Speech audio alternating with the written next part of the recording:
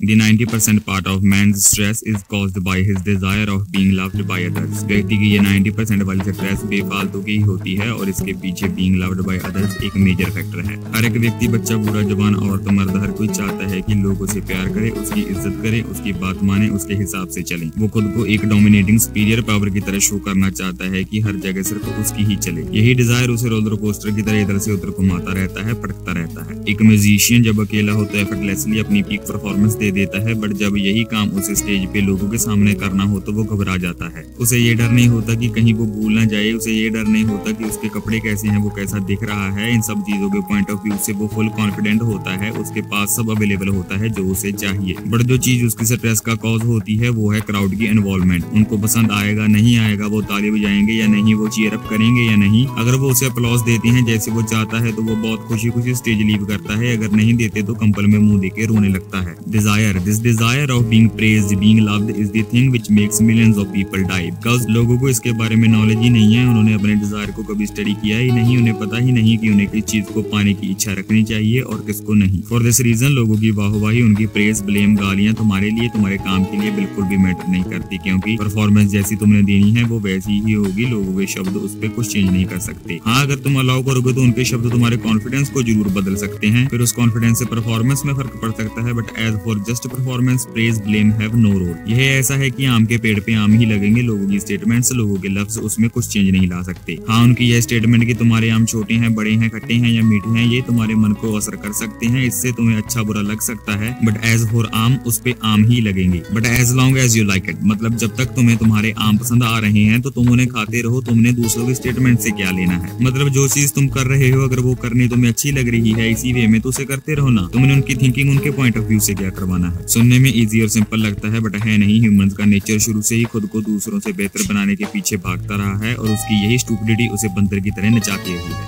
As long as their words making an effect on your mind, you will suffer. इस Dzire को एकदम ऐसे ही खत्म करना पॉसिबल नहीं है कि तुम अब डिसीजन लोगे मैं लोगों को इम्प्रेस करने के लिए कुछ भी नहीं करूंगा और यह चला जाएगा। It's not that simple. इसे खत्म करने के लिए जो भी रहने दो, फिलहाल इसे कम करने के लिए तुम्हें इसे स्टडी करना होगा, ऑब्जर्व करना होगा। स्टडी में पहली चीज है कि it is beyond your power, मतलब लोगों का रिएक्शन, लोगों की पसंद नापसंद को तुम किसी भी हाल में कंट्रोल नहीं कर सकते। कभी वो तुम्हारे अकॉर्डिंग रिएक्ट करेंगे, कभी नहीं। अब एक ऐसी चीज को पाने की कोशिश करना जिसे तुम कंट्रोल ही नहीं कर सकते एक बहुत ही बड़ी बेवकूफी वाला काम है। It's like you wish you never die और योर पेरेंट्स नेवर डाई। क्या तुम इस विश को कंट्रोल कर सकते हो? Absolutely not. So being loved by others इस टाइप का ही डिजायर है जिसे चाह के भी कंट्रोल नहीं किया जा सकता। दूसरी चीज जो तुमने ऑब्जर्व करनी है, ask yourself why do you want it? Just really, आखिर क्यों? मिलेगा क्या उनके ओपिनियन से? यह क्वेश्चन करना मुश्किल है और इसका आंसर ढूंढना तो और भी ज्यादा मुश्किल है। बट इन रियलिटी अगर देखा जाए तो एक ग्रुप ऑफ पीपल्स ही तो है जिनकी अपनी लाइफ का कोई ठिकाना नहीं, जिन्हें खुद के बारे में कुछ पता नहीं, खुद की फैमिली के बारे में कुछ पता नहीं कि कौन क्या कर रहा है। It's like you want to be praised by just some bunch of junkies who knows nothing about you, about your work.